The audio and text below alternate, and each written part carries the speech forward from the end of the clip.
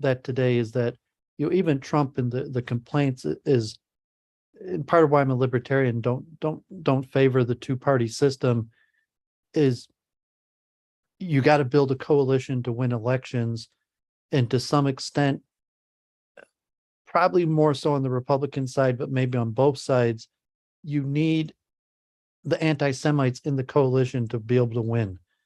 And there's a certain element of the people, if the complaints about Trump, and saying, even I think Jared Kushner, the numbers is a lot of Orthodox Jews would even openly confirm this is just how you win the election, is you have to you need the contingency of the American population that's anti-Semitic to vote for your candidate, or else you're not going to win.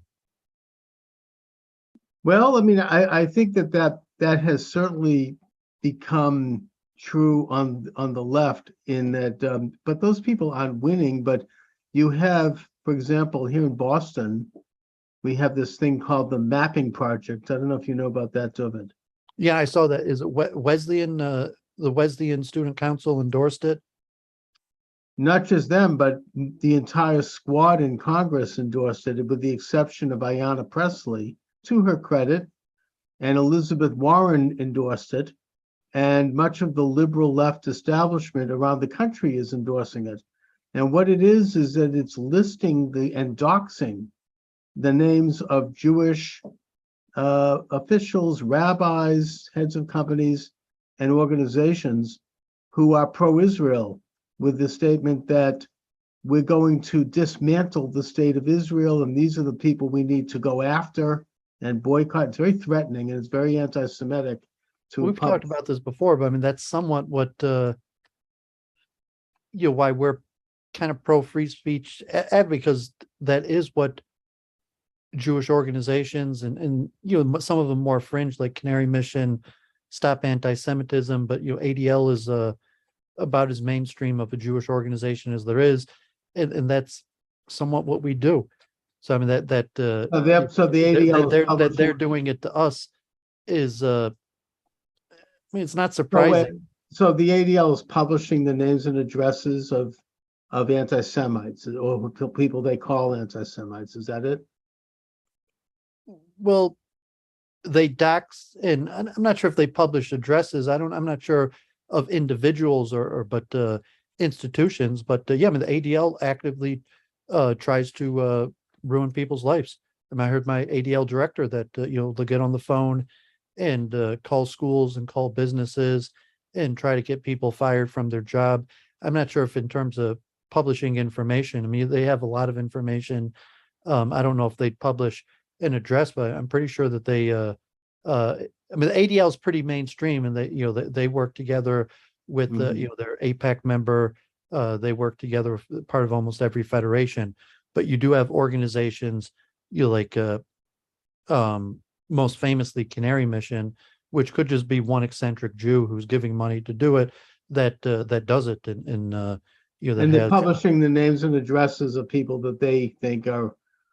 I mean, are they? And in a sense, I don't know. They publish addresses. I'm not even sure the mapping. Because the mapping project. They're publishing addresses of individuals. Yes, you have to go to look at it. It's online. At least I mean, they do encourage. They do send out. Even some mainstream Jewish organizations will send out information, encourage people to call employers and tell them to. Terrible. Are you trying to say that there's not that it's not comparable? No, I'm not doubting what that Jewish organizations are doing. No, I'm not doubting that. What you seem to be saying is that a mainstream Jewish organization, calling itself a Jewish organization like the ADL, is doing this, and therefore the far left and their allies in Congress are doing it in response. Well, if who's behind it, if it's the main victim of most of this is most of the Jewish organization are Palestinian students. So of specifically Canary Mission, I mentioned University of Michigan when they passed BDS, God forbid, it was the year after Canary Mission doxed and posted on their website all of the people who voted for BDS. And but they've been for years, the database of Right. tens of And then the thousands, mostly BDS people, Palestinian students sure. involved in anti-Israel pro-BDS activity, including employment and including encouraging people to try to contact their employers and tell them that they shouldn't hire this person. I mean, Canary Mission is not a No, I get it. mainstream I get Jewish it. organization. Right. But they're The ADL publishing. doesn't go, stop anti-Semitism, but it's all over the place. Every other Jewish organization has And then um, you have the groups like exposés on our opponents, our enemies. well, that's okay to write an expose, but to publish people's personal names, phone numbers, and addresses, that's something else. And and basically you've had situations on college campuses, particularly one here in Boston. I'm not going to mention the campus because I don't want to be. I know about this personally, that there was an effort on the part of a Wasn't pro-Palestinian. news? I mean, No, it I wasn't. thought I said it. Was it Wesleyan or that wasn't? No, it wasn't Wesleyan, and it wasn't in the news. This is just something I know about. The pro-Palestinian group, they tried to get this guy fired from having a contract with the college simply because he was Israeli, or because this other person they did business with an Israeli company. They were doing protests. There was this kind of radical professor at Northeastern University. He's gone now. I forget his name. It was an Irish name. He was a far left guy. He was holding really nasty protests with signs outside of Sherman's chocolate bar because it's owned by an Israeli. And they were harassing people, Palestine from the river to the sea, and they were just really nasty to people going in. So, you have that phenomena where people are attacking anybody who is associated with the state of Israel on the college campus. This takes it the step further, though, the mapping project, because this is something that not only because it's online and because it lists an extensive list, but it's endorsed by liberal Democrats and radical leftists in Congress and around the country. And so it reaches a heightened level of intimidation because of that. And it's something that good conservative, and including Democrats, by the way, right here in Boston, have come up and condemned this Well, it's as a good something strategy. that's I mean, to say like dangerous that they're and doing it. anti-Semitic. Well, I say it's a good strategy. It makes sense that they're doing it, and saying that we're on the receiving end of it. It's like, well, okay, there's Makes a sense war in that they're Israel. doing it, that There's they're hundreds of publishing. thousands of Palestinians in America, and a lot of them are going to be energized to let's say even illegal or violence, but saying these are legal remedies of fighting the information war. So I mean, it's saying it's probably a pretty good strategy. It makes sense that they're doing it. To publish these names, does it make good sense for Elizabeth Warren to be endorsing it, and the squad, and If they're Rashid Tlaib? if they're anti-Israel, I mean, if they've looked into it and they've determined that uh, Israel's in serious violation and there has to be some sort of nonviolent legal protest mechanism, it's kind of like the BDS in general. That BDS was a positive thing when it started because it was a turn away from violence and using legal mechanisms. So so that okay, You've if made you're my saying like, point. okay, you don't like Israel, you don't like the Jewish people, and God forbid the first instinct is violence, and so but we can't use violence, but well, what can I do? So say, well, these are legal mechanisms to political, economic, or exerting public pressure. So it's saying like it makes sense that they're doing. It's probably legal. It's probably a pretty good strategy. It's probably working, and they'll probably keep on doing it because it's a good strategy and because it's working. Well, then, David, you've made my point in terms of who's running the Democratic Party and who's running the left in America today. Jew Well, I haters. don't think it's not who's running. I'm saying Oh, yes, it that is. because Yeah, you have they're at the coalitions, core. but I'm They saying are it's at not the the people core. running the They party. are at the core. They are at the core of the Democratic Party, No, which I mean, the kowtows, Palestinians, which almost all the kowtows, stuff, the core which of it is kowtows, Palestinians. which kowtows to their point of view. And their point of view is to publish the names of Jewish organizations and rabbis and businesses and to boycott them and stand out with signs because they support the state of Israel. That is what the Democratic Party is basically at its core today. And No, I it's mean, they pick a also side in very a conflict, radical individual in many other politicians. areas. And by the way, I find common cause right now with the Palestinians in Dearborn, Michigan. I don't know if you saw this story, David, but they apparently are not rampaging, but they are showing up and protesting at school boards because of their radical ideas of saying, well, there's no such thing as women anymore, and they're doing surgeries on children and critical theory and all the rest.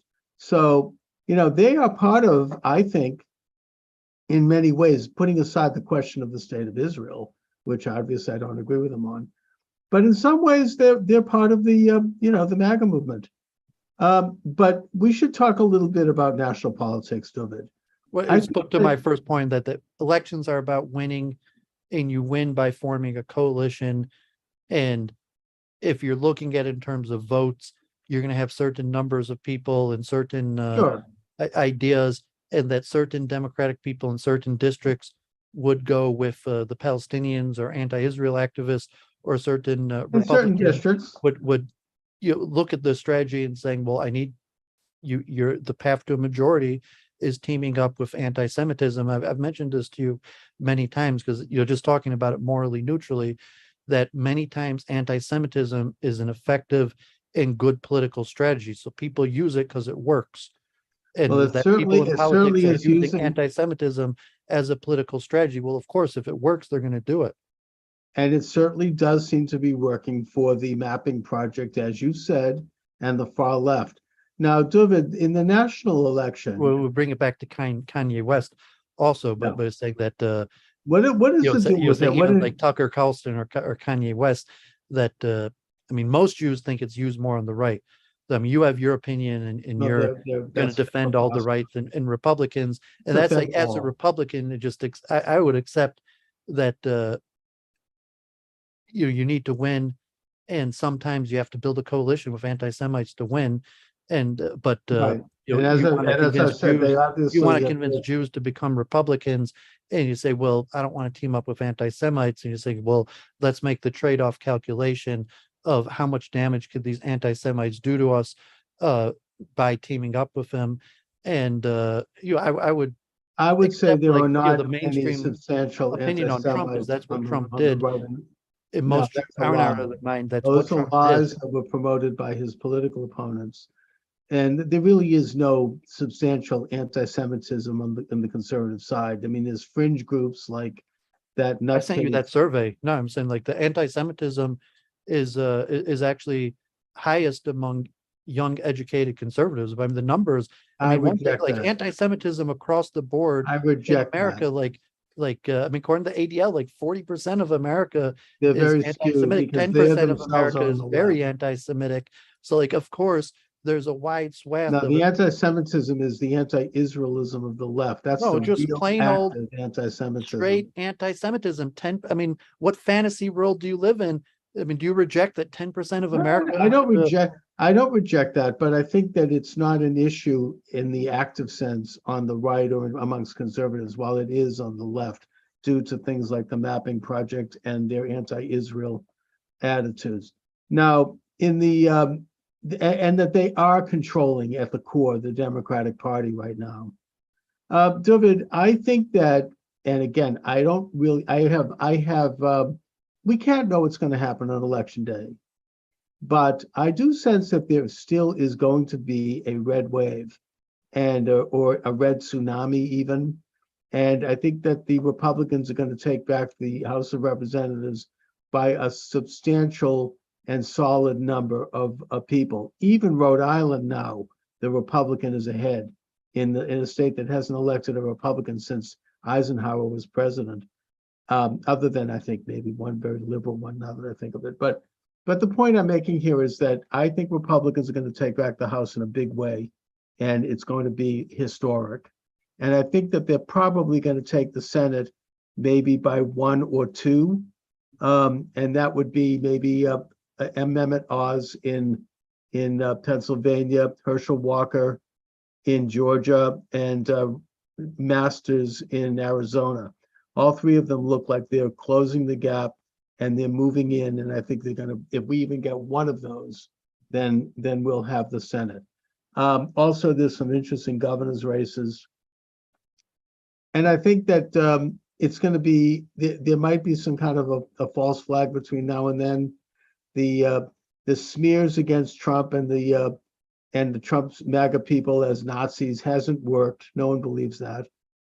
And I mean, there hasn't been a new COVID virus, as far as I can tell.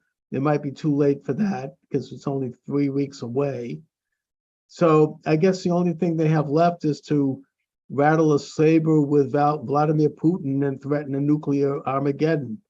I just had on Dick Morris before I had you on today. And he says that both Biden and Putin are desperate politicians who are losing their bases, and they could both benefit from that kind of agitation. God forbid it turns into something more than that, but the point is that, you have a very dangerous situation where powerful interests have their back up against the wall, and they might do who knows what in order to preserve their power. But my analysis is that as the days move up and as the election closes, independents are going to break toward the Republicans, and there's going to be an incredible day, and it'll be a great day for this country. I urge Democrats to put aside their partisanness and this one time vote a straight Republican ticket, because we have a situation right now where, putting aside issues that you and I care about, like censorship and control of the media by the left, you also have very bad things going on in this country in terms of the cost of hamburger and the cost of gas, and surging people across the border, and radical ideas being inculcated into our schools, like we don't know what a man or a woman is anymore amongst young people.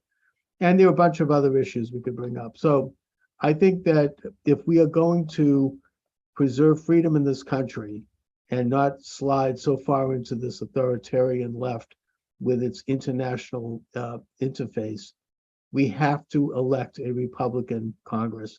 And then you could go back to Democrats, and maybe the Democratic Party can correct itself and become the great Democratic Party that I was once a member of, and that JFK was president of, and etc. What's going on, David, in Michigan with the three you-know-whats? I saw the paper today, the polls, the gap is being closed, and there's large questions about the economy and jobs, and most likely the Republicans, it's unlikely something's going to make the economy better in the next gap is month. closed. You mean that the Republicans are moving in on the Democrats? It was today's newspaper. It was behind the paywall, so I couldn't see the numbers, but it specifically mentioned Whitmer, Nessel, and Benson, and the gap is closing in the latest polls. But closing in that Republicans are gaining on them. Is that what you're saying? Yeah, in those specific elections. Okay. But good. Well, those are the ones those are the. I mean, they all of them had substantial leads, like 20-point leads, and maybe they're down to 10, and they have a huge structural advantage that the media is almost all the major media and internet, sure. Fundraising. That they got the money. They get. That's the other thing. At this point, the Democrats. You see that thing in Arizona? The woman refused to debate the Republican. Oh, but yeah, but got a PBS interview at the same yes, time. Completely. I don't know how many people watch PBS. Oh, but I mean, like in Michigan, it's like that you don't see anything about the Republicans. Oh, it's a complete blackout. David, look, and all the media Democrats... attention is basically framing these women as heroes. So I mean, it's almost like idol worship. I don't know if that's going to fly because... who knows what will happen on election day. Yeah, the Democrats, that's the other issue why I urge Democrats to vote Republican, because at this point, the Democrats and their bigger controllers and this whole vast establishment, they control the money, they control Wall Street, They control the big corporations, the highest ones. They control big tech. They control the media, and they control Hollywood. And if we're going to take back the country, we have to stand up to all of that. Now, David, one of the strategies you just touched on, the Democratic candidates for governor, for Secretary of State, for Senate, for rep, and this is a phenomenon that's going on across the country. They are simply refusing to debate the Republican. They're not. This is happening in Arizona. It's happening in Pennsylvania, where you have Fetterman, who only has like 2 marbles left in his head.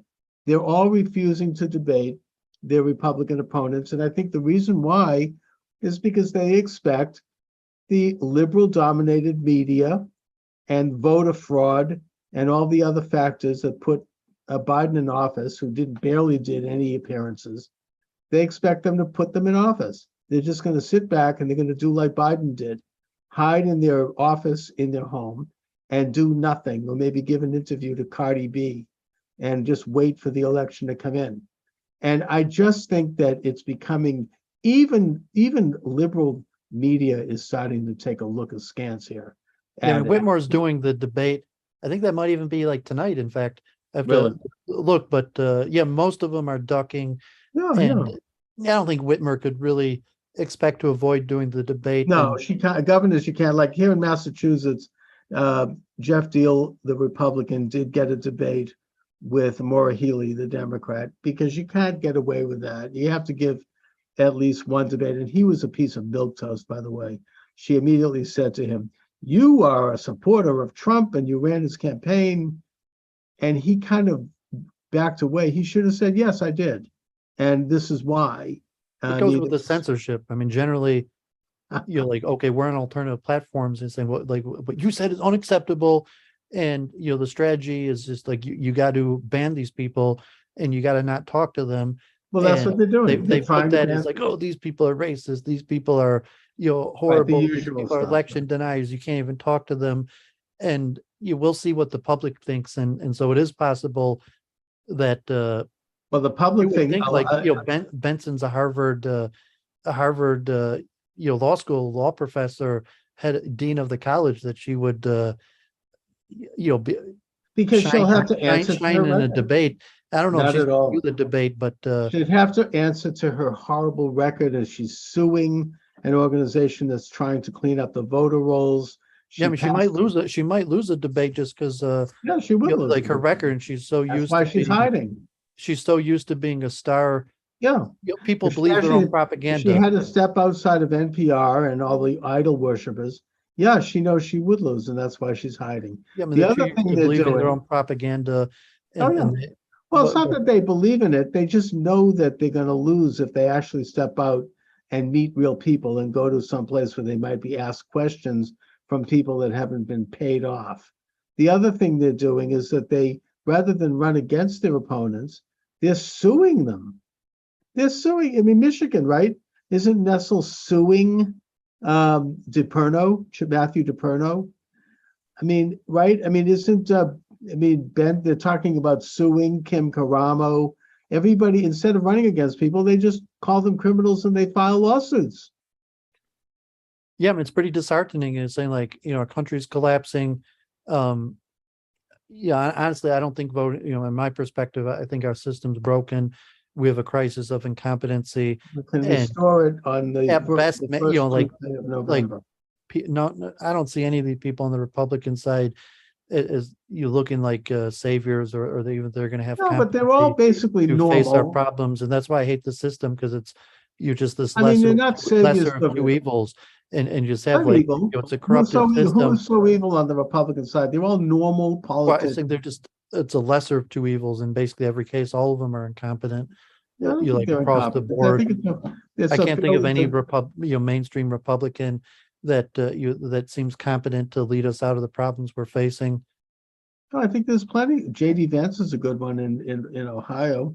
I think there are plenty of good Republicans. I mean, he's just awful. I'm saying because the election's winning a popularity contest, but they're actually saying. I mean, my mom was saying this like about law. Like, I mean, last Thursday I had an event with lawyers. I went. My mother heads a charity institute, and just she was just talking about the decrease in competency of the previous generation in law, and that Well, people that's true are too. less competent, and it's across the board. Like Edward Dutton, hit me with the reverse Flynn effect, and he claims it's structural and the IQs have went down, and it's literally that people just are um, genetically I don't think it's, incapable I don't think of it's, running the society that was well, has that someone's handed to us. genetics changed? But I mean, well, does it's the genetics, reverse Flynn effect. To say if it's factual that IQs on average are 5 points lower than they were 20, 30 and years he thinks ago. that's genetic? I mean, how could that be? If you're genetic, if you inherit genes, all of a sudden there's like a dissipation. I It's a mean, combination of it, environmental and genetic factors, I but there think was it's something that caused the Flynn effect was in mm, the period of like the 20s and 30s where IQ increased. And over the last 30 years, there's been a decrease I in agree with you, average David. IQ, and just average competency is lower. I see it, I see it across the board, just going to trade expos, conventions, I see it too. I agree as with a you. technology guy, and competency across the board, just like the roads in Michigan, infrastructure, um, basic things like mathematics and skills like writing, and your basic skills that have decreased. And you could, cite politics. Some people say that, I mean, it's just unfortunate that average intelligence has decreased across the board, and this generation is significantly less intelligent than the previous one. I God agree. I forbid. agree with you, But if David. that's the case, that where you just have a crisis of So it's just on competency. all sides. And I think that it goes, and I'm going to have to kind of wrap it up a little bit early here, but I think what it goes to is what I hear my late friend, the great Dr. Samuel Leon Blumenfeld, the author of NEA, Trojan Horse in American Education, The Whole Language OBE Fraud, Is Public Education Necessary? He wrote a whole ton of very good books analyzing this subject. And he referred to it as the deliberate dumbing down of America. And that's exactly what's happening. And it is at variance with other countries which are actually increasing IQ levels, like China, for example. Anyway, David, I But got it's to something run. that's already happened. So I mean, the point is Yeah, that it it has for the started past in 30 the years. 80s, and at this point, Yeah, it's I already agree with you. happened. I I agree mean, with you. like maybe we could reverse or change it, but like We could if reverse people are it, just but getting it's, onto it now, it's too late no, it because the has average happened. IQ has already been Yeah, lower for decades. I totally agree. It started really in the 1960s. David, do you have anything coming up on your show? Because I got to go. No, I mean, look, I streamed. I went to heating, ventilation, construction expo. It was pretty good. Like God forbid, mentioning crisis of competency. One thing I mentioned Novi, Michigan, the only suburb of Detroit that went Trump, and the convention center. I've mentioned a few times, Mr. Fisher, third generation automotive dealership that became a billionaire and now bought the convention center where the Republicans have their meetings and gun stuff all the time. Good. And I'm not sure if it was the Expo Center or one of the places. I saw a huge Trump flag from the highway. And hmm you just mentioned the crisis of competency that they can't fill these jobs. Like like the expo was free, it was sponsored, the training was free, and there were just That's another a subject handful that of has to people do there, with, like heating, ventilation, air yeah, conditioning, it has to refrigeration, do with good also jobs, all important the stuff. money that was handed out during the pandemic and the white vans filled with ballots that showed up at the DCU center. So I Anyway, got another I expo gotta, next week, but yeah, besides that, um, not much. I didn't do weekend review because of the holiday, and I won't do it next okay. week. So All right. hopefully, Listen, we'll I'll see you talk next to you week, later. Thursday. Chag Smack, happy Sukkot. Hag Sameach. Thank you.